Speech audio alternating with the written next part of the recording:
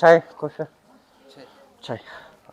Бұл 22 жаштағы Зиядулло Атақұзаев. Анын тубаса майыптығы бар. Қаарманыбыз мүмкіншілігі шектелген жарандар іштей албайды деген түшінікті өзгөртүүнү қалайды. Мұны далилдөө үчүн эксперимент жасап, 3 күн тамақтануучу жайда официант болып иштеп көрүүнү чечкен. Ушинтип иштеп атабыз биз. Калескада дагы тура берип дагы иштейбиз биз. Ага айтып кетсем, бул жерге кантип түшүп калдым, кантип келип калдым. Бул жерде өзүм көптөн көп тамактанам, өзүм обед кылам, ужин кылам. Ошондуктан мен Будай пиццанын ээси менен таанышмын. Биз ошо менен сүйлөшкөн маалда айтып калды. Кел, сен кылып көр. Эмнеге кыла албайсың депчи. Ушундай болуп калды. Анан эмнеге жок. Кылып көрүш керек деген ой менен 3 күн стажировкага кирдим. Зиядулло 3 бир туугандын улуусу.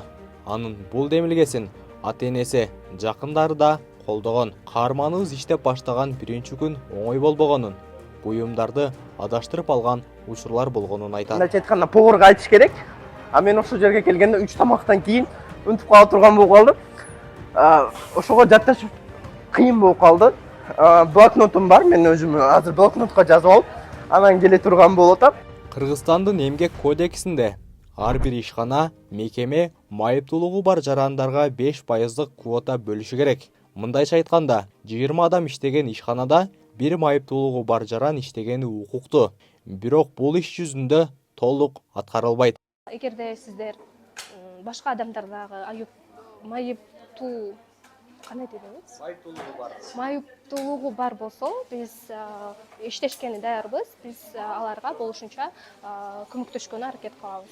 Зиядулло бул кадамы менен башка өзү сыяктуу адамдарды да шыктандыргысы келет. Мындан ары ал токтоп калбай, башка тармактарда да иштеп, өзүн сынап көргүсү келет.